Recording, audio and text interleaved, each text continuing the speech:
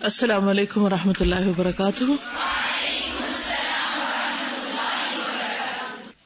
نحمده ونصلي على رسوله الكريم اما بعد فاعوذ بالله من الشيطان الرجيم بسم الله الرحمن الرحيم رب اشرح لي صدري ويسر لي امري واحلل عقدة من لساني يفقهوا قولي.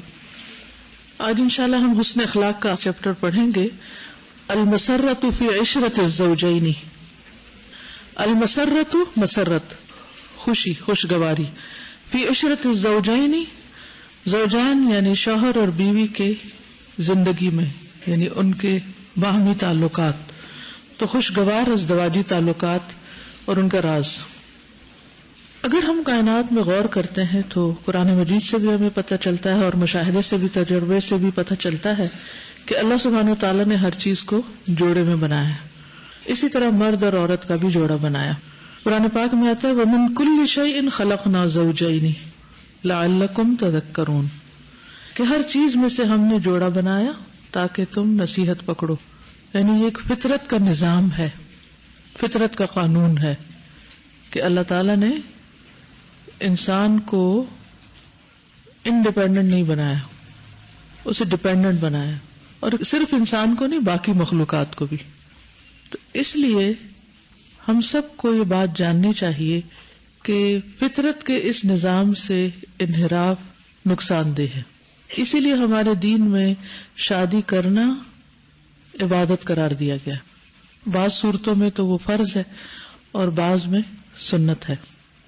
اور اگر کوئی شخص یہ سمجھتا ہے کہ اسے شادی کرنے کی ضرورت نہیں کیونکہ اس کے بغیر وہ زیادہ نیک رہ سکتا ہے یا زیادہ متقی اور پرہیزگار ہے، تو یہ اس کا خیال غلط ہے اسلامی اعتبار سے. لیکن بہت سے لوگ شادی کے نام سے کیوں بھاگتے ہیں یا شادی نہیں کرنا چاہتے، اس کی بنیادی وجہ یہ ہے کہ جب وہ دیکھتے ہیں دوسرے لوگوں کو کہ جن کی شادیاں ناکام ہوئی، جو کہ افسوس کے ساتھ کہنا پڑتا ہے کہ آج کے دور میں کثرت کے ساتھ یہ سب کچھ ہو رہا ہے. یعنی بعض جگہوں پر تو 50% اور 60% تک طلاق کا ریٹ جا چکا ہے کہ ہر نئی ہونے والی شادی کے پیچھے والدین کو اور خود فریقین کو ایک خوف ہوتا ہے کہ پتہ نہیں یہ نبھا ہوگا یا نہیں. تو اس کی بنیادی وجہ کیا ہے؟ اس کی بنیادی وجہ یہ ہے کہ انسان نے یہ سیکھا ہی نہیں کہ ایک دوسرے کے ساتھ نباہ کس طرح کیا جاتا ہے. اور خصوصاً شادی کے بعد شوہر اور بیوی کا باہمی تعلق کیسا ہونا چاہیے کہ جس سے تعلقات خوشگوار ہوں اور زندگی کی گاڑی چل سکے. اس میں کوئی شک نہیں کہ انسان جب ہر چیز میں اپنی مرضی کا مالک ہوتا ہے، انڈیپینڈنٹ ہوتا ہے، تو اس کو کافی حد تک ایک آزادی حاصل ہوتی. لیکن اس کے ساتھ ساتھ کئی ایک مشکلات بھی ہوتی.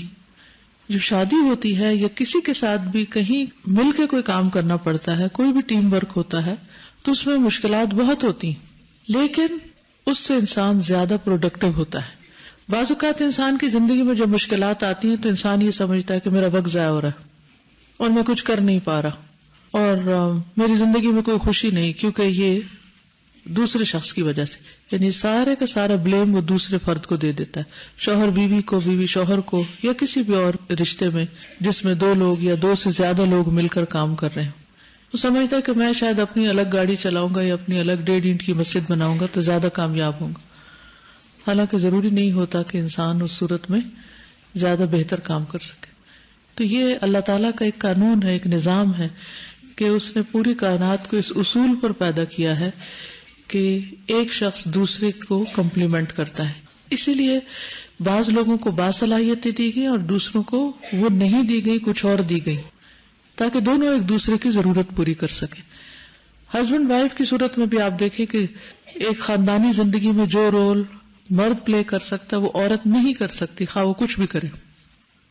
کچھ حصہ تو شاید وہ کر لے لیکن پورے کا پورا نہیں کر سکتی. اسی طرح ایک گھر کے اندر جو کام عورت کر سکتی ہے وہ مرد کسی بھی صورت نہیں کر سکتا، کیونکہ اس کو اس مزاج کا بنایا ہی نہیں گیا.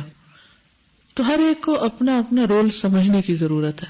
مرد کو اللہ تعالیٰ نے باہر کی دنیا میں حصہ دار بنایا ہے یا اس کا منتظم بنایا ہے، اور عورت کو اللہ تعالیٰ نے گھر کا سردار بنایا ہے.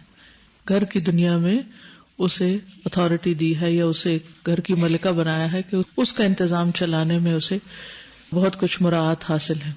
جب وہ دونوں ایک دوسرے کے معاملات میں دخل اندازی کرتے ہیں، شوہر باہر کی زندگی کے ساتھ ساتھ اگر گھر کے معاملات میں بہت دخل اندازی شروع کر دے، عورت باہر کے معاملات میں بہت زیادہ دخل اندازی کرے، ان چیزوں کو اپنے ہاتھ میں لینے کی کوشش کرے، تو پھر کبھی بھی زندگی خوشگوار نہیں ہو سکتی۔ اس سلسلے میں یہ بھی یاد رہے کہ بہترین نمونہ ہمارے سامنے رسول اللہ صلی اللہ علیہ وسلم کا ہے، اس لیے زیادہ تر اس چیپٹر میں واقعات آپ ہی کی زندگی سے متعلق ملیں گے کہ آپ نے اپنے ازواج کے ساتھ کس طرح زندگی بسر کی اور مختلف معاملات کو کس طرح طے کیا، اور اس کی روشنی میں ہمیں کیا کرنا چاہیے۔ اس سلسلے میں سب سے پہلی آیت ہے قال اللہ تعالی ومن آیاتہ ان خلق لکم من انفسکم ازواجا لتسکنوا الیہا وجعل بینکم مودۃ ورحمہ۔ اللہ تعالیٰ کا ارشاد ہے، اور اس کی نشانیوں میں سے ہے کہ اس نے تمہارے لیے تمہاری ہی جنس سے جوڑے پیدا کیے تاکہ تم ان سے سکون حاصل کرو، اور اس نے تمہارے درمیان محبت اور رحمت ڈال دی۔ یعنی انسان کا جوڑا انسان سے پیدا کیا، انسان کا جوڑا جانور سے نہیں۔ مثلا اگر انسان اور گدھے کا جوڑ ہوتا، یعنی ہسبینڈ یا وائف میں سے ایک انسان ہوتا اور دوسرا گدھا ہوتا، تو گھر کا نظام کیسے چلتا؟ باہم محبت کہاں سے آتی، باہم الفت کہاں سے پیدا ہوتی؟ لیکن کچھ لوگ انسانوں سے زیادہ کتوں سے اور مخلوق سے محبت کرتے ہیں، اور ان کو اپنی اولاد یا بیوی یا شوہر کے مقام پر بھی بعض اوقات رکھتے ہیں، اور ان پر وہ سب کچھ خرچ کرتے ہیں جو انسانی رشتوں میں ایک دوسرے پر خرچ کرنا چاہیے۔ تو یہ فطرت سے ہٹی ہوئی چیز ہے۔ تو اللہ سبحانہ وتعالی نے انسان کا انسان ہی سے جوڑا بنایا، اور اس کے بارے میں سورۃ الاعراف میں اللہ تعالیٰ فرماتے ہیں هو الذی خلقکم من نفس واحدۃ وجعل منها زوجها لیسکن الیہا، وہی تو ہے جس نے تمہیں ایک جان سے پیدا کیا اور اس سے اس کا جوڑا بنایا تاکہ وہ اس کی طرف سکون حاصل کرے۔ اگر وہ کسی اور مخلوق کا جوڑا ہوتا، چاہے جنی کیوں نہ ہو یا کوئی اور، تو اس سے سکون حاصل نہیں ہو سکتا تھا، وہ ایک دوسرے سے مانوس نہیں ہو سکتے تھے۔ اور یہاں ایک جان سے مراد کون ہے؟ حضرت آدم علیہ السلام، اور ان سے حوا علیہ السلام کو پیدا کیا جو ان کی سب سے چھوٹی اور بائیں پسلی سے پیدا ہوئی تھی۔ اور یہاں پر اس آیت میں کیا پتہ چلتا ہے؟ لِتَسْكُنُوا إِلَيْهَا، تاکہ تم اس سے سکون پاؤ، یعنی تمہارے دل ایک دوسرے سے راحت پائیں، سکون پائیں۔ اور اس کی بنیادی وجہ بشریت میں ہم جنس ہونا ہے، اور پھر یہ کہ تمہارے درمیان محبت اور رحمت اور شفقت بھی رکھی۔ اور ایک حقیقت ہے کہ اللہ تعالیٰ نے جو محبت شوہر اور بیوی میں ڈالی ہے، وہ محبت کسی اور جگہ پر نہیں ہوتی، اور اس طرح پنپتی بھی نہیں، اور اس طرح فائدہ مند بھی نہیں ہوتی۔ ہاں اگر ایک دوسرے پر کوئی ظلم کرے تو اس صورت میں پھر یہ محبت ختم ہو جاتی، اور جب ختم ہوتی ہے تو بعض اوقات کبھی بھی واپس نہیں پلٹتی۔ یہاں پر اللہ سبحانہ وتعالیٰ نے خاص طور پر یہ بھی فرمایا کہ وَمِنْ آیَاتِهِ، یہ اس کی نشانیوں میں سے ہے۔ جو چیز اللہ کی نشانیوں میں سے ہے، ویسے تو ہر چیز اللہ کی نشانی، لیکن جن چیزوں کو اللہ تعالیٰ نے خاص طور پر اپنی نشانی قرار دیا ہے، ان کے بارے میں پھر ہمیں کیا کرنا چاہیے؟ ان میں غور و فکر کرنا چاہیے، ٹھیک، اپنی عقل کو استعمال کرنا چاہیے تاکہ ہمیں یہ نشانی اور زیادہ اللہ سبحانہ وتعالیٰ کے قریب کر سکے، اور اس سے ہم اس کی رحمت اور اس کی شفقت کو محسوس کر سکیں، اور نتیجتاً اللہ تعالیٰ کی اطاعت بھی کر سکیں۔ تو یہاں پر خصوصی طور پر جو چیز اللہ تعالیٰ نے اپنی نشانی بتائی وہ کیا کہ وَجَعَلَ بَيْنَكُمْ مَوَدَّةً وَرَحْمَةً، کہ تمہارے درمیان صرف جوڑا ہی نہیں بنایا بلکہ محبت اور رحمت بھی ڈال دی تمہارے اندر۔ یہ کتنی خوبصورت بات ہے۔ یعنی یہ بھی تو ہو سکتا تھا نا، جیسے پہاڑوں کے اندر بھی جوڑے، یا درختوں کے اندر بھی، پودوں کے اندر بھی، لیکن وہ ایک مکینیکل طریقے سے اپنا کام کرتے ہیں۔ جانوروں کے اندر بھی، اب جیسے گائے بھینس وغیرہ، ان میں بھی جوڑے، لیکن جو محبت اللہ تعالیٰ نے انسان کے اندر رکھی ہے ایک دوسرے کے لیے، وہ ان چیزوں میں تو نہیں رکھی۔ اور پھر ایک دوسرے کے لیے شفقت اور مہربانی اور ایک دوسرے کے لیے ہمدردی کا جذبہ۔ یہ الگ بات ہے کہ انسان نے اپنی فطرت کو چونکہ مسخ کیا تو پھر یہ چیزیں کم ہو گئیں یا ختم ہو گئیں، یا توقعات کے زیادہ ہونے، حقوق کا زیادہ مطالبہ کرنے اور فرائض کی ادائیگی کی طرف توجہ نہ ہونے کی بنا پر یہ محبت اور رحمت ختم ہو گئی تو وہ ایک الگ قصہ ہے.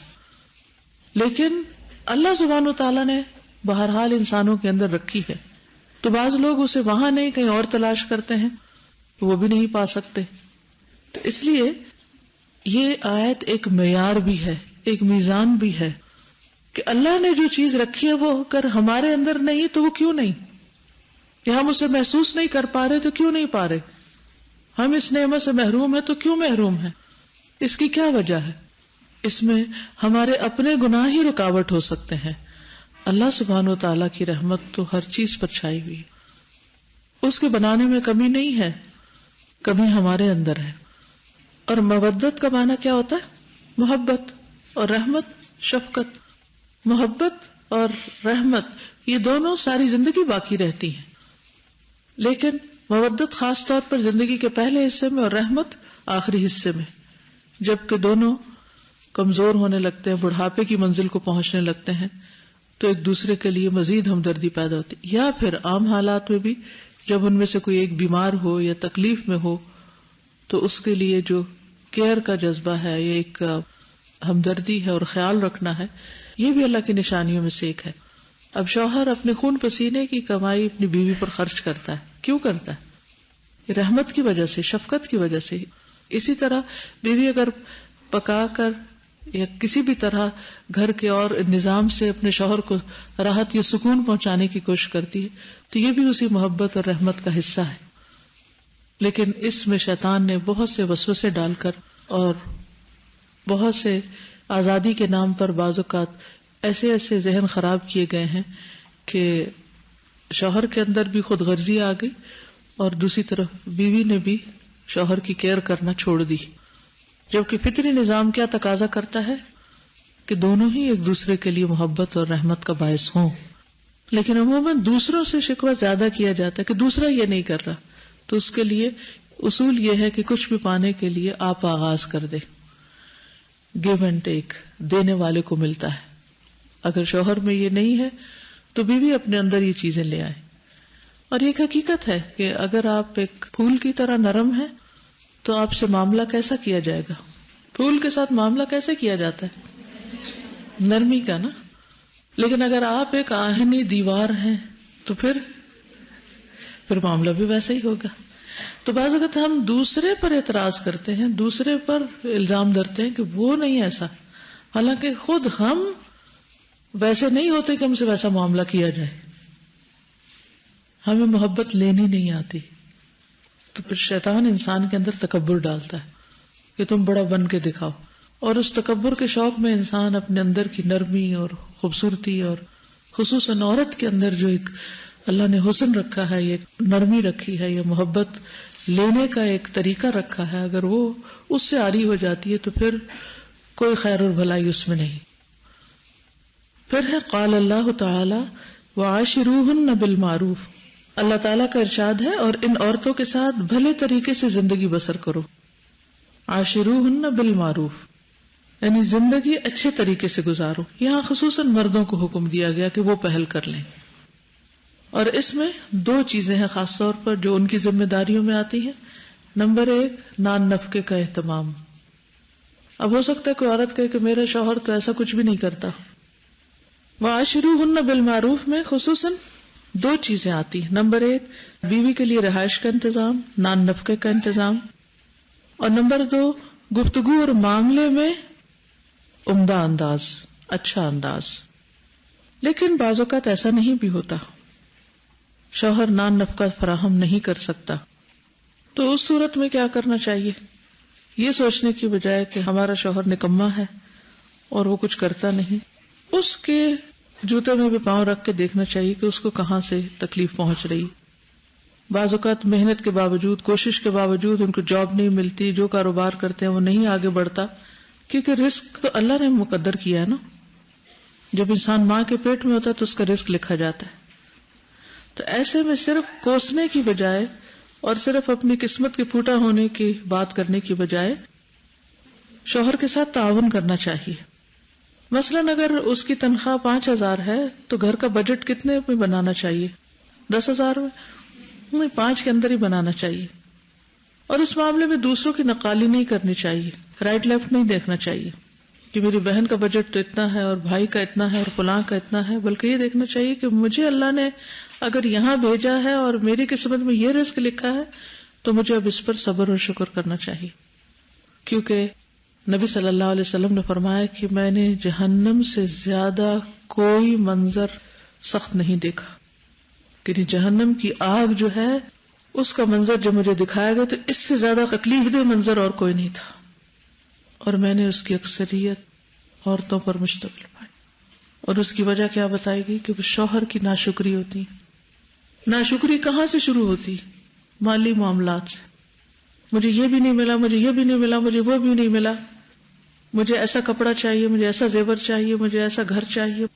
تو وہ جو ہر وقت ناشکری کے آنسو بہتے رہتے ہیں نا، جو آنکھ صرف یہ دیکھتی ہے کہ مجھے کیا نہیں ملا یا میرے پاس کیا نہیں ہے، اور وہ صرف دوسروں کا مقابلہ کر کے، تو یہ ناشکرا پان انسان کے لیے انتہا درجے کا نقصان ہے، دنیاوی اعتبار سے بھی اور آخرت کے اعتبار سے. تو ایسی صورت میں یہ رونا دھونا کرنے کی بجائے کہ مجھے کچھ نہیں ملا، اور پھر انسان ہر وقت شوہر کو کوستا رہے یا گھر میں ایک بدتمیزی کا طوفان برپا کیے رکھے اور ہر وقت چیختا چلاتا رہے، کبھی وہ چیخنا چلانا بچوں پر اور کسی اور پر، کبھی یہ سب کچھ پھر ناشکری میں آ جاتا ہے. کیونکہ اگر اللہ کو منظور ہوتا تو آپ کو بھی اللہ تعالیٰ بہت زیادہ وسیع رزق دے دیتا، لیکن اگر اس نے رزق میں تنگی رکھی ہے تو ہمیشہ یاد رکھیں کہ جن کے پاس دنیا میں رزق کم ہے وہ جنت میں 500 سال پہلے چلے جائیں گے، وہ دوسروں کے مقابلے میں پہلے آگے جائیں گے. تو اس لیے کبھی بھی مالی معاملات کو بنیاد بنا کر شوہر کی ناشکری نہیں کرنی چاہیے. تو جہنم کا شدید ترین منظر دیکھ کر آپ نے ساتھ ہی فرمایا کہ میں نے اس کی اکثریت عورتوں پر مشتمل دیکھی. تو ہم سب کو اس بات سے ڈرنا چاہیے، کیونکہ ہم تھوڑے دلے ہوتے ہیں نا، چھوٹی چھوٹی باتوں پر ناشکری کرنے لگتے ہیں. تو یہ دیکھیے کہ ملا کیا ہے، پایا کیا ہے اور کیا نہیں، اس کا رونا مت روئیے ہر وقت. اور پھر ہر وقت دوسروں کو سنانا، دوسروں کو بتانا یہ نہیں ہے میرے پاس، وہ نہیں ہے، ایسا نہیں ہے، ویسا نہیں ہے. کبھی ماں باپ کی زندگی حرام کر دی، کبھی دوستوں کے کان بھر دیے، کبھی کسی اور کے، کبھی کسی اور کے. تو اس طرز عمل کو چھوڑنا ہوگا. کیا ہر معاملے میں رب کافی نہیں ہے؟ اگر واقعی کوئی بہت بڑا مسئلہ ہے جس کو آپ سمجھتے کو حل کرے گا تو وہ کون ہو سکتا ہے؟ انسان زیادہ سے زیادہ کیا کریں گے؟ ہمدردی کریں گے. کتنوں سے ہمدردی لینی ہے آپ نے؟ اور بعض اوقات تو مائیں یہ بھی نہیں سوچتی کہ ان کے معصوم بچے دیکھ رہے ہیں ان کو یا سن رہے ہیں ان کی باتیں، اور وہ صرف اپنی نہیں آنے والی نسلوں کی بھی زندگی تباہ کر رہی ہیں. اس قدر ناسمجھی کا ثبوت دیتی ہیں خواتین. اور بعض اوقات تو ان کو بیچ میں شکار کر لیتی ہیں وہ شوہر بیوی کی لڑائی میں. تو شوہر کو یہ حکم دیا گیا وَعَاشِرُوهُنَّ بِالْمَعْرُوفِ کہ عورتوں کے ساتھ بھلے طریقے سے زندگی بسر کرو. اور پھر آیت کے آگے یہ بھی آتا ہے فَإِن كَرِهْتُمُوهُنَّ اگرچہ تم ان کو ناپسند کرو، تمہیں ان سے کراہت ہو، نہ شکل اچھی لگتی ہو، نہ ان کی کوئی عقل اچھی لگتی ہو، نہ ہی کوئی ادب تمیز اخلاق کرینہ کچھ بھی نہیں، تو پھر بھی کیا ہے فَعَسَىٰ أَن تَكْرَهُوا شَيْئًا تو ہو سکتا ہے ایک چیز تم ناپسند کرو وَيَجْعَلَ اللَّهُ فِيهِ خَيْرًا كَثِيرًا اور اس میں اللہ تعالیٰ بہت بڑی خیر رکھ دے، بہت بڑی بھلائی رکھ دے. ہو سکتا ہے ان سے اولاد بہت اچھی پیدا ہو. بعض اوقات آپ نے دیکھا ہوگا کہ ماں باپ معمولی سے ہوتے ہیں لیکن اولاد بہت برائٹ ہوتی ہے، تو بھی مرد کو یہ حکم دیا گیا کہ تب بھی حسن سلوک کرے اگرچہ بیوی اچھی نہ ہو. تو اس پر یہ ذمہ داری، اور خاص طور پر کیا کہ بیوی کی ناپسندیدگی تمہیں بدسلوکی پر آمادہ نہ کرے کہ اگر اس کا اخلاق اچھا نہیں تو تم بھی بد اخلاق بن جاؤ، ایسا مت کرنا. اور پھر بعض اوقات یہ کہ مرد حضرات عورتوں کی اصلاح کے لیے سختی سے کام لینا شروع کرتے ہیں، تو اس معاملے میں بھی کیا حکم دیا گیا؟ عورت کی اصلاح کے لیے اگر مرد سختی سے کام لے گا تو نتیجہ کیا نکلے گا؟ کوئی بتائے گا حدیث؟ اگر ان کے ساتھ سختی کرو گے تو تم ان کو توڑ دو گے. پسلی سے پیدا کی گئی نا، اور پسلی کو عورت پسلی سے پیدا کی گئی ہے، اور اگر تم اس کو سیدھا کرنے کی کوشش کرو گے اور اس میں سختی برتو گے تو تم اس کو توڑ دو گے. گویا سختی سے عورت کی اصلاح نہیں ہوتی، بتایا اس کو یہ گیا کہ تم نرمی کا معاملہ رکھو. ایک اور حدیث میں آتا ہے جو نرمی سے محروم رہا وہ ہر خیر سے محروم رہا. پھر اس خاندان کے اندر خیر و برکت نہیں آ سکتی جہاں ہر وقت ایک دوسرے کے ساتھ بد اخلاقی اور بدتمیزی برتی جا رہی ہو. اگلی آیت ہے قال اللہ تعالی ہن لباس لکم وانتم لباس لہن، تم ان کا لباس ہو اور وہ تمہارا لباس ہے. یعنی دونوں ایک دوسرے کے لیے پردہ پوش ہو، کیونکہ لباس کا سب سے پہلا کام کیا ہوتا ہے؟ انسان کے عیب چھپا دے، پردہ پوشی کرے اس کی. پھر اس کے علاوہ انسان کے لیے لباس اس کے لیے زینت کا سبب بھی ہوتا ہے، خوبصورتی بھی دیتا ہے اس کو. تو دونوں ایک دوسرے کے لیے خوبصورتی ہے. پھر اسی طرح باعث سکون بھی ہے، کیونکہ لباس جو ہے گرمی سردی کے اثرات سے محفوظ رکھتا ہے. پھر ایک دوسرے کی ضرورت، کیا انسان لباس کے بغیر رہ سکتا ہے؟ نہیں. تو وہ ایک دوسرے کا لباس ہے، یعنی ایک دوسرے کے لیے انڈسپینسیبل ہو، ایک دوسرے کے لیے ضرورت ہو، ایک دوسرے کے محتاج ہو. تو وہ لوگ جو چھوٹی چھوٹی باتوں پر لڑ کر ایک دوسرے سے الگ ہونا چاہتے ہیں، ان کے لیے اس میں بہت بڑا سبق ہے کہ ٹھیک ہے کوئی بہت بڑا معاملہ ہو جس میں کوئی شرعی حدود ٹوٹ رہی ہو، انسان کا دین جو ہے وہ خطرے میں ہو، وہ تو ایک الگ بات ہے. لیکن صرف مزاج کا نہ ملنا یا ایک دوسرے کی چھوٹی چھوٹی باتیں پسند نہ ہونا، اس بنا پر انسان گھبرا کر کہے کہ میں رہ ہی نہیں سکتا اور گھر توڑ دے، تو اس سے زیادہ حماقت کی بات کوئی نہیں ہوگی. تو اس میں آپ دیکھیے کہ چھوٹی چھوٹی باتوں پر ایک دوسرے سے دور نہیں ہونا چاہیے، ناراض نہیں ہونا چاہیے، کیونکہ وہ زندگی جو انسان الگ گزارتا ہے وہ اس سے زیادہ مشکل ہے جو دوسرے کے ساتھ رہ کر گزارنے میں مشکلات پیش آتی ہیں. اس لیے اگر شادی ہو جائے اور ہر چیز اپنی مرضی اور تصور کے مطابق نہ بھی ہو تو بھی نبھانے کی کوشش کرنی چاہیے. کیونکہ اگر انسان یہ سوچے کہ پھر اس کے بعد اس رشتے کو توڑ کر یا ختم کر کے اگر وہ الگ بھی رہتا ہے تو کہاں رہے گا؟ یا ماں باپ کے پاس رہے گا یا کسی بہن بھائی کے گھر رہے گا. پہلے اپنے گھر کے مسائل تھے، جب انسان کسی اور کے ساتھ رہتا ہے تو پھر کیا دیکھنا پڑتا ہے؟ ان سب کے مسائل، ان سب کے موڈ، ان سب کے مزاج اور ان سب کی بھی پریشانیاں اور تکلیفیں اور ان سب کے بھی ناز نخرے سہنے پڑتے ہیں. تو وہ کوئی کم مشکلات نہیں ہوتی. تو عورت کے لیے اپنا گھر ہی اچھا ہوتا ہے، اس لیے شادی کے بعد اس گھر کو بنانے کی فکر کرنی چاہیے، توڑنے کی نہیں. پھر حدیث ہے عن ابن عباس قال قال رسول اللہ صلی اللہ علیہ وسلم لم یر للمتحابین مثل النکاح. سیدنا ابن عباس رضی اللہ عنہ سے روایت ہے کہ رسول اللہ صلی اللہ علیہ وسلم نے فرمایا، دو محبت کرنے والوں کے لیے نکاح سے بہتر کوئی چیز نہیں دیکھی گئی. لم یرا نہیں دیکھی گئی، مجہول ہے. للمتحابین، بین جو ہے یہ تسنیہ کا صیغہ ہے، دو محبت کرنے والوں کے لیے، مثل النکاح، نکاح کی طرح، نکاح کی مانند. یعنی آپ کا مطلب اور مراد اس سے کیا تھی کہ سب سے بڑی دوا جس سے مرض عشق کا علاج کیا جا سکتا ہے وہ نکاح ہے. یعنی یہ وہ علاج ہے جس سے بڑھ کر کوئی علاج نہیں ہو سکتا. اگر دو انسانوں کے درمیان محبت ہو تو کسی بھی قسم کے تعلقات نہ اس محبت کو بڑھا سکتے نہ اس کو ہمیشہ قائم رکھ سکتے. جیسے نکاح کا تعلق، یعنی نکاح کا تعلق اگر دونوں ایک دوسرے کے حقوق جانتے ہوں اور ادا کرنے کی کوشش کریں اور ایک دوسرے کو معاف کرنے والے ہوں، درگزر سے کام لینے والے ہوں، ایک دوسرے کی تکلیف دہ باتوں کو سہ جانے والے ہوں، برداشت کرنے والے ہوں، تو اس سے اللہ سبحانہ وتعالی نے اس تعلق میں ایک ایسی خاصیت رکھ دی ہے کہ وقت کے ساتھ ساتھ محبت میں بھی اضافہ ہوتا چلا جاتا ہے اور یہ محبت مضبوط ہوتی چلی جاتی، کیونکہ یہ واقعی حقیقی محبت ہوتی ہے جس میں انسان بہت کچھ برداشت کر کے اور ایک دوسرے کے ساتھ تعاون کر کے آگے بڑھتا ہے اور زندگی کی بہت سی اونچ نیچ میں اکٹھے جب گزرتا ہے تو پھر ایک دوسرے کی قدر بھی ہوتی ہے.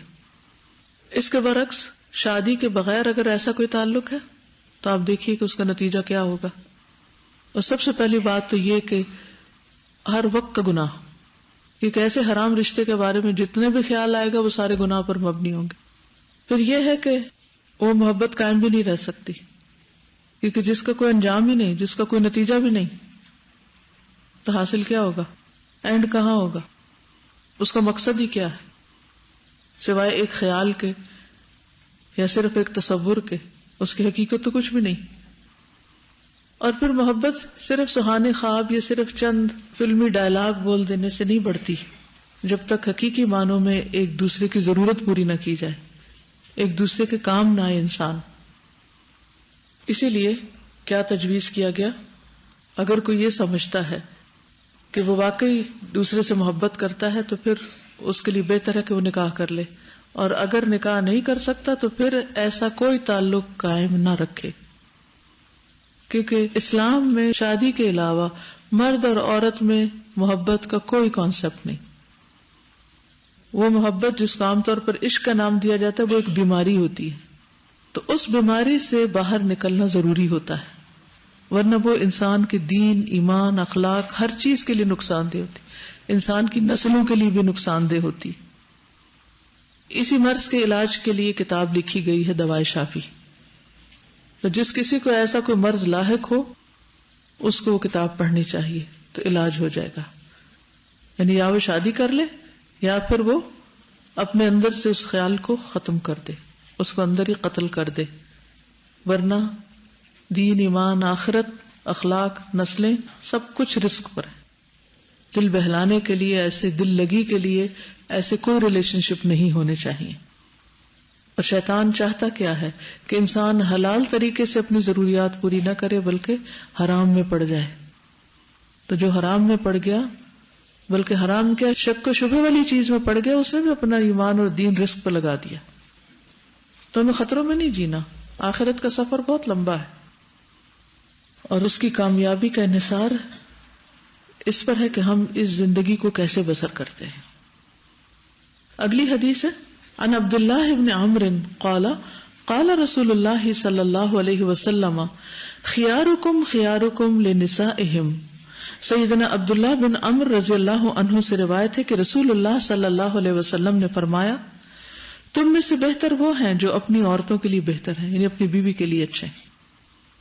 خیارکم خیر سے ہے، خیارکم تم میں سے بہترین، خیارکم لنسائہم جو اپنی عورتوں کے حق میں اچھے ہیں. اگلی حدیث ہے عن ابن عباس عن النبی صلی اللہ علیہ وسلم قال خیرکم خیرکم لأہلہ وانا خیرکم لأہلی. سیدنا ابن عباس سے روایت ہے کہ نبی صلی اللہ علیہ وسلم نے فرمایا تم میں سے بہتر وہ ہے جو اپنے گھر والوں کے لیے بہتر ہو، اور تم سب کی نسبت میں اپنے گھر والوں کے لیے بہتر ہوں. یعنی نبی صلی اللہ علیہ وسلم نے خود اپنی عملی مثال قائم کر کے بتایا کہ میں تم میں سب سے زیادہ اچھا ہوں، لہذا جو کوئی اچھا بننا چاہے اسے پھر نبی صلی اللہ علیہ وسلم کے اسوہ حسنہ کو اپنے سامنے رکھنا چاہیے.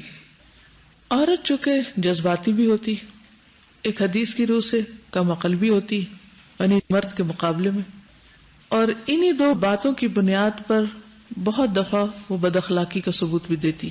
یعنی جذباتیت اور کم عقلی جو ہے بد اخلاقیت کو جنم دیتی، کیونکہ انسان جب ایموشنل ہوتا ہے تو جلدی غصے میں آ جاتا ہے. جب جلدی غصے میں آئے گا تو پھر گالی گلوچ پر اتر آئے گا، لڑائی جھگڑے پر اتر آئے گا، جلد دوسرے کے بارے میں کوئی ججمنٹ قائم کر لے گا. تو اس لیے مرد کو کیا حکم دیا گیا کہ خواہ عورت کی طرف سے ایسا رویہ سامنے آئے بھی تو وہ کیا کرے، صبر کا معاملہ کرے، خندہ پیشانی اور احسان کے ساتھ پیش آئے، فراخ دلی کا مظاہرہ کرے. اور پھر خصوصی طور پر نبی صلی اللہ علیہ وسلم کا طرز عمل. اور پھر عورت کے ساتھ بہترین جو ہو جائے گا اس کی طرف سے آنے والی مشکلات کے باوجود وہ پھر ہر جگہ ہی اچھا ہوگا. جو ایک خاتون کے ساتھ اچھا سلوک کر سکتا ہے وہ پھر کسی کے ساتھ بھی کر سکتا ہے، اور جو بیوی کی نہیں برداشت کر سکتا پھر وہ کسی کی بھی نہیں کر سکتا. تو اس لیے اچھائی کا معیار یہ رکھ دیا گیا کہ تم میں سب سے اچھا وہ ہے جو عورت کے لیے اچھا ہے. ورنہ جسٹیفیکیشن تو آرام سے دی جا سکتی، اس نے ایسا کیا، ایک دوسرے کو بلیم کیا جا سکتا ہے اور اپنے آپ کو اچھا ثابت کیا جا سکتا ہے، لیکن اس سے کام نہیں چلتا. اور اس میں ہم دیکھتے ہیں کہ نبی صلی اللہ علیہ وسلم اپنی ازواج کا کس قدر خیال رکھتے تھے. میں بہت سے واقعات اس لیے بیان نہیں کروں گی کہ آگے اسی چیپٹر کے اندر کچھ واقعات موجود ہیں، لیکن یہ کہ نبی صلی اللہ علیہ وسلم اپنی ازواج سے ان کی عمر، ان کے بیک گراؤنڈ اور ان کی عادات کے مطابق معاملہ کرتے تھے. صاحب حکمت انسان وہی ہوتا ہے کہ جو یہ نہیں دیکھتا کہ مجھے کیا چاہیے یا میں کیا ہوں، وہ یہ دیکھتا ہے کہ دوسرا کیسا ہے، اس کو کس رویے کی ضرورت ہے. حکمت کا تقاضا یہی ہے. مثلا اگر آپ ایک بچے کے ساتھ کوئی معاملہ کر رہے ہیں اور آپ اس سے یہ توقع رکھیں کہ وہ کسی بڑے جیسا رویہ اختیار کرے، تو وہ تو ایسا نہیں کرے گا کیونکہ وہ تو بچہ ہے. تو بہت سی مائیں اپنے بچوں سے فیڈ اپ ہو جاتی ہیں، کو مارنے پیٹنے لگتی ہیں، کیونکہ وہ ان کو بچہ نہیں سمجھتی. جو ماں بچے کو بچہ سمجھ لے کہ بچہ ہے تو پھر کیا ہوگا جی؟ جو ماں یہ سمجھ لے کہ یہ بچہ ہے تو پھر وہ کیا کرے گی؟ کوئی بتائے گا آپ میں سے؟ جی،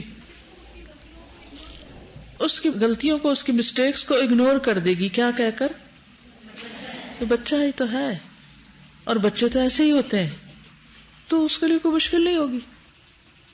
جو عورتیں ایسا کرتی ہیں کہ وہ بچہ نہیں سمجھ رہی ہوتی، وہ بیسیکلی ایکسپیکٹ بہت ہائی کرتی ہیں ان سے، اور کہ دوسروں کے سامنے ہمارا بچہ بہت ہی زیادہ بہیو کرے اور کوئی ایسی بات نہ کرے یا ایسی حرکت نہ کرے جس سے ہماری شرمندگی ہو. بات بات پر امبیرس ہونے لگتی ہیں دوسروں کے سامنے اور دفاع کرنے لگتی ہیں اور ایکسپلینیشن دینے لگتی ہیں.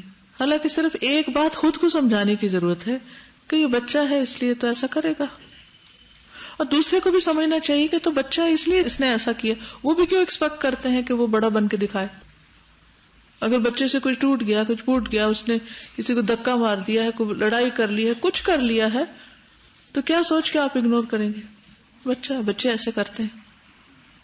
اور ان کو پھر الگ وقت میں سمجھایا بھی جا سکتا ہے. اور ویسے تو وہ غلطیاں کر کے ہی سیکھتے ہیں، اس کے بغیر صرف نصیحتوں سے نہیں سیکھتے. یا دوسرا یہ کہ جیسے آپ کرتے ہیں ویسے وہ کرتے ہیں. تو اگر آپ واقعی ان کو سکھانے کے حریص ہیں تو پھر اپنے طرز عمل سے ان کو سکھائیے. اگر آپ چاہتے ہیں کہ وہ آہستہ بولیں تو آپ آہستہ بولیے. اگر آپ چاہتے ہیں کہ وہ بدتمیزی سے پیش نہ آئے تو پھر آپ بھی ویسے ہی رول ماڈل بنیے ان کے سامنے.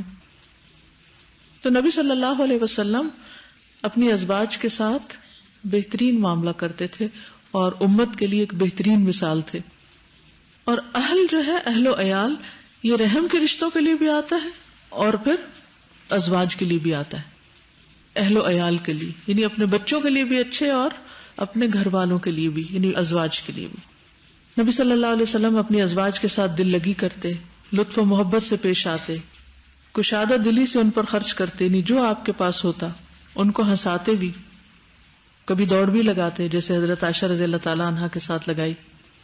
اور اسی طرح ان کے آرام کا بھی خیال رکھتے. خود تہجد پڑھتے تھے، ان کو توجہ دلاتے لیکن جبر نہیں کرتے تھے. ان کے درمیان بیٹھتے، جب آپ عشاء پڑھ کر گھر تشریف لاتے تو اپنی بیوی سے کچھ باتیں کرتے، اس کے بعد آرام کرتے. پھر اسی طرح عموماً یہ ہوتا کہ رات کے کھانے میں ساری ازواج ایک جگہ جمع ہو جاتی اور پھر اس کے بعد سب چلی جاتی، اور اذان ہوتی تو آپ سب سے اجنبی ہو جاتے اور فوراً مسجد کی طرف روانہ ہو جاتے. اس لیے نبی صلی اللہ علیہ وسلم کا اسوہ حسنہ ہم سب کے لیے ایک بہترین مثال ہے. کوئی بھی مرد اگر یہ جاننا چاہتا ہے کہ بیوی کے ساتھ رویہ کس طرح کا رکھا جائے اور اچھا اخلاق کیسا ہو تو اسے نبی صلی اللہ علیہ وسلم کی سیرت کا مطالعہ کرنا چاہیے کہ انہوں نے کیسے معاملہ کیا. کیونکہ لقد کان لکم فی رسول اللہ اسوۃ حسنہ. پھر اگلی حدیث ہے عن الاسود قال سألت عائشۃ ما كان النبي صلی اللہ علیہ وسلم يصنع في اهله قالت كان في محنة اهله فاذا حضرت الصلاة قام الى الصلاة. اسود سے روایت ہے کہ میں نے سیدہ عائشہ سے پوچھا کہ نبی صلی اللہ علیہ وسلم اپنے گھر والوں کے درمیان کیا کیا کرتے تھے. انہوں نے فرمایا اپنے گھر کے کام کاج کرتے تھے، محنت کام کاج، اور جب نماز کا وقت ہو جاتا تو نماز کے لیے مسجد تشریف لے جاتے. لفظی ترجمہ بھی دیکھ لیجئے. ما کانا کیا تھے النبی صلی اللہ علیہ وسلم یصنع کرتے فی اہلہ اپنے گھر والوں میں، یعنی گھر میں ہوتے تھے تو کیا کرتے تھے. تو حضرت عائشہ کیا بتاتی ہیں؟ کان فی محنت اہلی، وہ گھر والوں کے کام کاج کرتے تھے. یہ ہے اچھا اخلاق. اچھا اخلاق صرف چکنی چپڑی باتیں کرنے کا نام نہیں ہوتا. اچھا اخلاق دوسرے کے کام آنے کا نام ہے، کچھ کرنے کا نام ہے، کر کے دکھانے کا نام ہے. فَإِذَا حَضَرَتِ الصَّلَاةُ، تو پھر جب نماز حاضر ہو جاتی، یعنی ٹائم ہو جاتا نماز کا، قام إِلَى الصَّلَاةِ، تو نماز کے لیے چلے جاتے. یہ ہے بہترین معاملہ، یہ ہے بہترین رویہ کہ گھر والوں کی خدمت.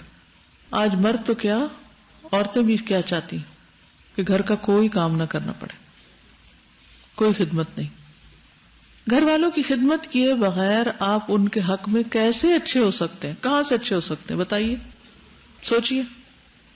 اب کہ ہمارا تو گھر والوں سے رویہ بہت ہی اچھا ہے، بس یہ کہ ہم کچھ کرتے نہیں ہیں گھر میں، نہ ہمارا دل چاہتا ہے. تو کیا اچھا ہے. ایک اور روایت میں آتا ہے کہ نبی صلی اللہ علیہ وسلم بھی انسانوں کی طرح انسان تھے. وہ اپنے کپڑوں کو صاف کرتے تھے، بکری کا دودھ دوہ لیتے تھے، اپنے کام خود کرتے تھے. ایک روایت میں آتا ہے کپڑے کو پیوند لگاتے، یعنی پیچ لگاتے، جوتا گانٹھ لیتے اور ڈول صحیح کر لیتے، یعنی پانی جس سے بھرتے تھے اس کو بھی سی لیتے، جو چمڑے کا ہوتا تھا عام طور پر. تواضع اختیار کرتے اور اپنے گھر والوں کی خدمت کرتے. آپ بتائیں کہ آپ میں سے کون گھر والوں کے لیے کیا کام کرتا ہے؟ ہاسٹل کی بچیاں تو سب کام کرتی ہیں، ان کا تو مجھے پتا ہے، وہ ڈیوٹیاں لگتی ہیں ان کی صفائی کی بھی، اور اپنا کمرہ بھی صاف کرنا پڑتا ہے انہیں، اور کچن میں بھی صفائی کرتی ہیں اور ناشتہ بھی تقسیم کر رہی ہوتی ہیں. تو گھر والوں میں سے کون کون کیا کیا کرتا ہے؟ ہاتھ کھڑا کریں. آپ کیا کرتی ہیں روزانہ؟ ماشاءاللہ، روزانہ صبح کا ناشتہ اور رات کا کھانا بناتی. اور آپ کے ساتھ جو بیٹھی ہیں آپ کیا کرتی؟ جو بھی کہتی ہیں کرتی. نہیں، ایسے نہیں، ہر وقت کوئی کسی کو نہیں بتا سکتا، ہر وقت بتانا پڑے تو وہ مزہ ہی نہیں کام کا وغیرہ. نہیں، فکس کریں ڈیوٹی کہ یہ کام میں کروں گی. اس کا فائدہ پتہ کیا ہوتا ہے کہ اس وقت میں آپ جا کر وہ کام کر لیتے ہیں اور باقی وقت پھر آپ کا اپنا ہوتا ہے، آپ اپنے پڑھائی چڑھائی کرتے ہیں. لیکن اگر آپ یہ کہیں کہ اچھا مجھے بتا دیجیے اگر آپ کو کوئی کام چاہیے، کون بتائے گا ہر وقت آپ کو؟ تو آپ ایک ہی دفعہ اپنی ڈیوٹی لکھوا لیں اور اس کے علاوہ جو بھی آپ کر سکیں کریں. جی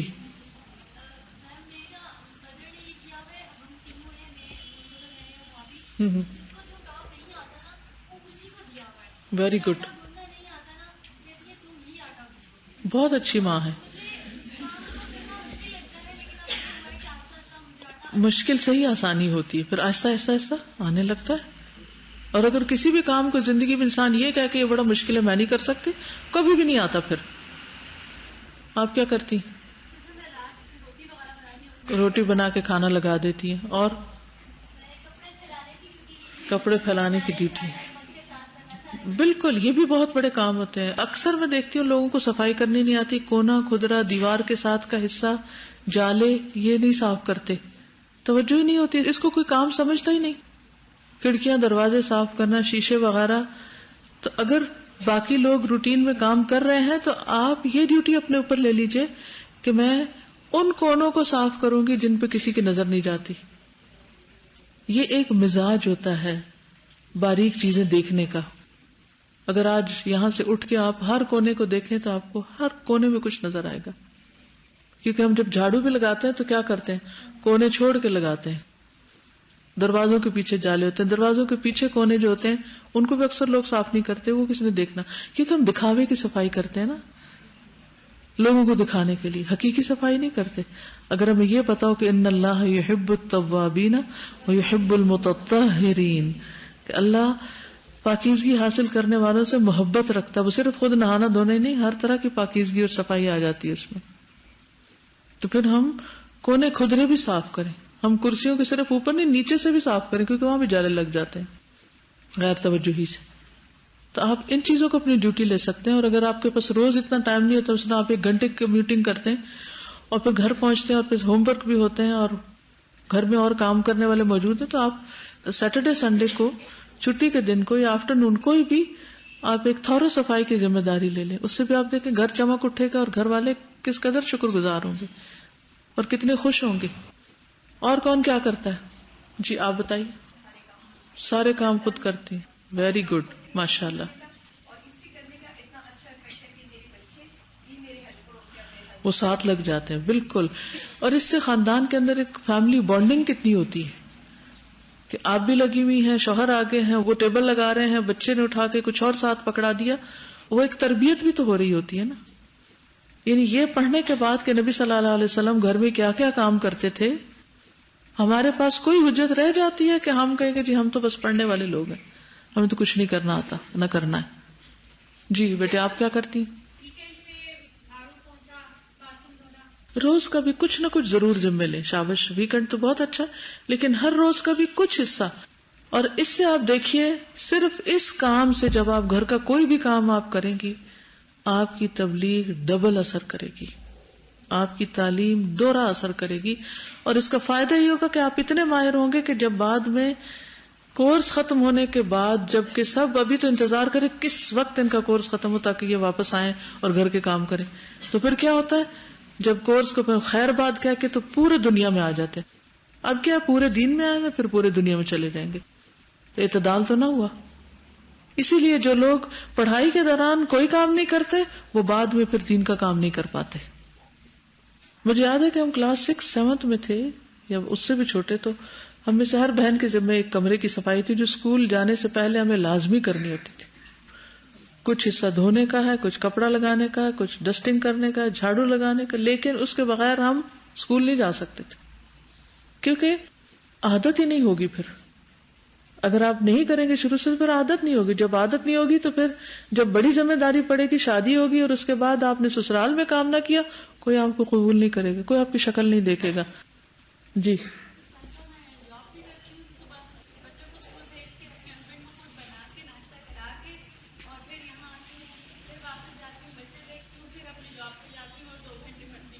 ماشاء اللہ. اللہ سبحانہ وتعالیٰ وقت میں اسی اعتبار سے برکت بھی دے دیتا ہے.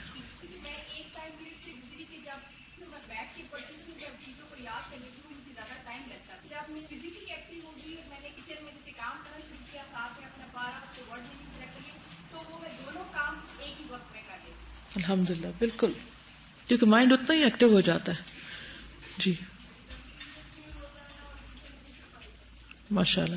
تو اب یہ سب کا ہوم ورک ہے، اصلی ہوم ورک ہے، اور سب گروپس میں پوچھا جائے گا، کلاس میں پوچھا جائے گا، سٹاف سے بھی پوچھا جائے گا، صرف اسٹوڈنٹ سے نہیں کہ ہر ایک نے گھر میں کون سا کام اپنے ذمہ لیا ہوا ہے. کیونکہ اگر نبی صلی اللہ علیہ وسلم یہ سب کرتے تھے تو ہمیں کوئی چھٹی نہیں. ایک اور روایت میں آتا ہے نبی صلی اللہ علیہ وسلم اپنے گھر میں اپنے گھر والوں کے کام میں مشغول ہوتے تھے. آپ اپنے کپڑوں سے جوئیں نکالتے، بکری کا دودھ دوتے، کپڑوں کو پیوند لگاتے. آپ کہتے ہیں کہ ہائی یہ جوں کہاں سے آ گئی؟ آپ دیکھیے کہ گرم علاقوں میں جہاں بہت کراؤڈ ہوتے ہیں، ہر طرح کے لوگ ہوتے ہیں، وہاں ایک کی جوں دوسرے کو پچڑنے میں دیر نہیں لگتی.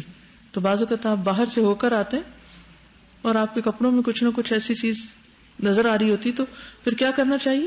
یہ نہیں وہ جو آ گئی جو یہ ذرا پکڑو تم جو اتار دو. آپ کا یہ طریقہ نہیں تھا، آپ خود ہی کر لیتے تھے. پھر اسی طرح کپڑوں کو پیوند لگاتے، جوتا سی لیتے، خود اپنا کام کرتے، اپنے اونٹ کو چارہ کھلاتے، گھر کے انتظامات کرتے، اونٹ کا گھٹنا باندھتے اور اپنے خادم کے ساتھ کھا لیتے اور خادم کے ساتھ مل کر آٹا گوندتے، بازار سے سامان اٹھا کر لاتے، یعنی اس میں بھی کوئی آر نہیں محسوس کرتے تھے. اور حضرت عائشہ سے جب سوال کیا گیا کہ آپ گھر میں کیا کرتے تھے تو انہوں نے فرمایا کہ آپ گھر والوں کے کام میں لگے ہوتے، جب نماز کا وقت ہوتا تو نماز کے لیے کھڑے ہو جاتے. تو بنیادی طور پر یہ کہ آپ کوئی عیش پرست انسان نہیں تھے بلکہ محنت کرنے والے انسان تھے. اور پھر یہ کہ کان فی محنت اہلہ، گھر والوں کے کاموں میں لگے رہتے، یہ ہے اس کا ترجمہ، گھر والوں کے کاموں میں لگے رہتے. جی ہاں، ہمارے ہاں یہ کہ جو مرد کام کرتے ہیں ان کو زن مرید اور یعنی کہ تم میں مردانگی ہی نہیں، ایسی باتیں کی جاتی. یہ بھی کلچر غلط ہے، یہ بھی درست نہیں. حالانکہ آپ کے ازواج کے پاس کچھ چھوٹے چھوٹے بچے نہیں تھے جس کی وجہ سے ان کے کام بہت زیادہ ہوں، لیکن اس کے باوجود بھی لامتنا ہی کام ہوتے ہیں. یعنی گھر کا کام ایسا نہیں ہوتا کہ جو کسی وقت آ جائے کہ اب ختم ہو گیا، سارا وقت ہی کچھ نہ کچھ چل رہا ہوتا ہے. تو پھر جب وہ گھر ہوتے تھے اور گھر میں جو بھی کام سامنے ہوتا تھا وہ کر رہے تھے. بعض کام ایسے ہوتے ہیں کہ جو روٹین میں نہیں ہو پاتے، جیسے ڈول سینا ہے، جوتا سینا ہے، کپڑا سینا ہے، یہ ہر روز تو نہیں سیے جاتے لیکن یہ اکٹھے ہوتے رہتے ہیں نا کام. کوئی وقت فارغ ملے گا تو پھر کر لیں گے. تو اس قسم کے کام بھی کرتے.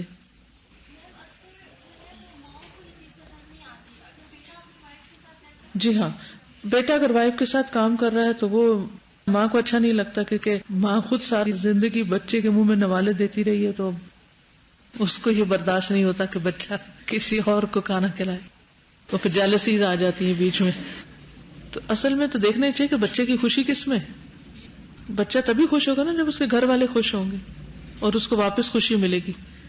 تو اگر یہ اصول ہمیں پتہ چل جائے کہ خوشی دینے سے ملتی، کوئی دینے سے حاصل ہوتا ہے، تو پھر ہم ایسی حرکتیں نہ کریں. پھر اسی طرح عروہ حضرت عائشہ سے روایت کرتے ہیں کہ انہوں نے ان سے پوچھا کہ نبی صلی اللہ علیہ وسلم اپنے گھر میں کیا کرتے تھے. یہ سوال صرف ایک نے نہیں کیا، کئی لوگوں نے کیا ہوا. تو حضرت عائشہ فرماتی ہے کہ اپنا جوتا سی لیتے، کرتے کو پیبند لگاتے. ایک اور حدیث میں فرمایا جہاں تک میرا سوال ہے تو میں موٹی چادر کو تہبند بنا لیتا ہوں اور میں زمین پر بیٹھتا ہوں اور اپنی بکری کا دودھ نکالتا ہوں. ابن مسعود کا کہنا ہے کہ تم سے پہلے جو انبیاء کرام ہوتے وہ اون کا لباس پہنتے، گدھوں پر سوار ہوتے، بکریوں کا دودھ نکالتے، اور یہی اس امت کے اسلاف کی سیرت رہی ہے. یعنی سادہ زندگی رہی ہے، عیش و عشرت والی نہیں. اگلی حدیث ہے ان عائشہ قالت كنت اشرب وانا حائض ثم اناوله النبي صلی اللہ علیہ وسلم فيضع فاه على موضع في فيشرب واتعرق العرق وانا حائض ثم اناوله النبي صلی اللہ علیہ وسلم فيضع فاه على موضع في رواہ مسلم کتاب الحیض. سیدہ عائشہ رضی اللہ تعالی عنہا سے روایت ہے، وہ فرماتی ہیں میں پانی پیتی، پھر یہی برتن نبی اکرم صلی اللہ علیہ وسلم کو دیتی، آپ اسی جگہ منہ رکھتے جہاں میں نے رکھ کر پیا ہوتا، اور آپ پانی پیتے حالانکہ میں حالت حیض میں ہوتی، اور میں اپنے دانتوں سے ہڈی سے گوشت الگ کرتی، پھر نبی صلی اللہ علیہ وسلم کو دے دیتی، یعنی وہی ہڈی. آپ اسی جگہ منہ لگاتے جہاں میں نے لگایا ہوتا حالانکہ میں حالت حیض میں ہوتی. کیونکہ دیگر امتوں میں حالت حیض میں ایک عورت کو اچھوت بنا کر رکھ دیا جاتا، لیکن یہ اسلام کا عورت پر احسان ہے کہ اسے اس حال میں اتنی عزت بخشی گئی. اور خود نبی صلی اللہ علیہ وسلم نے اپنے طرز عمل سے یہ دکھایا، یہ ثابت کر دیا کہ اس حالت میں عورت کوئی غیر انسانی چیز نہیں بن جاتی، بلکہ اس کے ساتھ نفرت کا سلوک کرنے کے بجائے محبت کا سلوک کیا جائے گا. کیونکہ یہود جو تھے ان دنوں میں عورت کے ساتھ گھر میں بیٹھتے نہیں تھے، نہ کھاتے تھے اور نہ ہی کوئی اور تعلق رکھتے تھے. تو اس پر اللہ سبحانہ وتعالیٰ نے یہ آیت نازل کی وَيَسْأَلُونَكَ عَنِ الْمَحِيضِ قُلْ هُوَ أَذًى فَاعْتَزِلُوا النِّسَاءَ فِي الْمَحِيضِ وَلَا تَقْرَبُوهُنَّ حَتَّى يَطْهُرْنَ فَإِذَا تَطَهَّرْنَ فَأْتُوهُنَّ مِنْ حَيْثُ أَمَرَكُمُ اللَّهُ إِنَّ اللَّهَ يُحِبُّ التَّوَّابِينَ وَيُحِبُّ الْمُتَطَهِّرِينَ. اور وہ تم سے حیض کے بارے میں پوچھتے ہیں، کہہ دیجئے وہ گندگی ہے. سو حیض میں عورتوں سے علیحدہ رہو. یہاں علیحدہ نے سے مراد یہ نہیں کہ ان سے کھانا پینا بستر ہر چیز الگ کر لو، اس سے مراد خاص جسمانی تعلق ہے. اور ان کے قریب نہ جاؤ یہاں تک کہ وہ پاک ہو جائے. پھر جب وہ غسل کر لیں تو ان کے پاس آؤ جہاں سے اللہ نے تمہیں حکم دیا ہے. بے شک اللہ ان سے محبت کرتا ہے جو بہت توبہ کرنے والے ہیں، اور ان سے محبت کرتا ہے جو بہت پاک صاف رہنے والے ہیں. اور حدیث سے بھی پتہ چلتا ہے کہ نکاح کے علاوہ سب کچھ کر سکتے ہیں، اور نکاح سے مراد جسمانی تعلق ہے. اور اس حدیث سے کیا پتہ چلتا ہے کہ نبی صلی اللہ علیہ وسلم کھانے پینے میں کسی قسم کا پرہیز نہیں کرتے تھے، یا اس میں کسی طرح بھی نفرت یا کراہت کا اظہار نہیں کرتے تھے. اور یہ بھی محبت ہی کی ایک علامت ہے کہ ایک برتن میں کھاتے، ایک برتن میں پیتے، اور پھر پینے میں بھی آپ نے فرمایا کہ آپ اسی جگہ سے پیتے، یعنی گلاس میں یا کپ یا جس میں بھی پانی ہوتا جہاں سے حضرت عائشہ نے پیا ہوتا، صرف یہ دکھانے کے لیے کہ میں تم سے محبت کرتا ہوں، میں تمہاری کیئر کرتا ہوں. اسی طرح حضرت عائشہ پہلے جیسے ہڈی لے لیتی اور اس سے گوشت اتار کے کھاتی، کچھ بچا ہوتا تو باقی آپ اس کو اسی جگہ سے کھا لیتے، جھوٹا ووٹا کچھ نہیں تھا. اگلی حدیث ہے ان عائشہ قالت رجع رسول اللہ صلی اللہ علیہ وسلم من البقیع فوجدنی وانا اجد صداعا فی رأسی وانا اقول ورأساه فقال بل انا یا عائشة ورأساه ثم قال ما ضرك لو مت قبلي فقمت عليك فغسلتك وكفنتك وصليت عليك ودفنتك. سیدہ عائشہ فرماتی ہیں کہ رسول اللہ صلی اللہ علیہ وسلم بقیع سے لوٹے تو میرے سر میں درد تھا اور میں کہہ رہی تھی ہائے میرا سر. تو آپ نے فرمایا بلکہ میں اے عائشہ ہائے میرا سر. پھر انہوں نے فرمایا تمہارا کیا نقصان اگر تم اس کے سبب مجھ سے پہلے فوت ہوگی، یعنی سر درد کی وجہ سے فوت بھی ہوگی تو تمہارا کچھ نہیں جاتا. تو میں خود تمہارا خیال رکھوں گا، تمہیں غسل دوں گا، کفن پہناؤں گا، تمہاری نماز جنازہ پڑھاؤں گا اور تمہیں دفن کر دوں گا. یعنی شوہر بیوی کے درمیان حقیقت پر مبنی باتیں بھی ہونی چاہیے، ورنہ ایک دوسرے سے موت کی بات اور موت کے بعد کے بارے میں عموماً گفتگو کو پسند نہیں کیا جاتا. تو اس میں آپ دیکھیے کہ حضرت عائشہ رضی اللہ تعالی عنہا کے سر میں درد ہے تو آپ کے سر میں بھی درد ہے. ایک اور جگہ پتہ چلتا ہے کہ بلکہ آپ کی درد حضرت عائشہ کے مقابلے میں دگنی تھی. اور یہ بھی محبت کے اظہار میں ہی کہا تھا اگر تم فوت ہوگی تو تمہارا کوئی نقصان نہیں کہ تمہیں اتنا اچھا غسل دینے والا اور کفن دینے والا اور نماز جنازہ پڑھانے والا ملے گا، کیونکہ ان کے نزدیک بہترین زندگی وہ ہے جو آخرت کی.